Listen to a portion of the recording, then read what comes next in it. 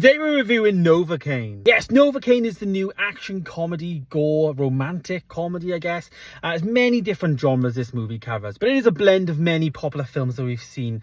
Things like Nobody and I guess some other action movies and romance films. Basically, it stars Jack Ward, who is basically playing Novocaine himself, Nath, and he lives with a condition that he doesn't feel any pain. So, you know, he can get stabbed, but he doesn't even know he's been stabbed. He can like burn himself, but he doesn't even know he's burned himself. So, you know, he's a character that is really interesting. Actually, you can never really think about it, but he's somebody that he's had to, you know, learn, I guess, how to, you know, maybe do first aid, because if he maybe bites his tongue off, for instance, then, you know, he might need to figure that out and fix himself, because obviously he's still a human and he can still die and all of that. So very interesting concept. But obviously when you add in an action comedy into this, basically he's a bank manager, and yeah, he's on the run trying to save a girl that he fancies and he was fallen in love with, I suppose. But there is many twists along the way. A really fun time film. I think the trailer really does give away enough things that don't spoil the movie. There's a really good twist in there, which, to be honest, I was all for, and I did fall for at the same time, in terms of like, whoa, I was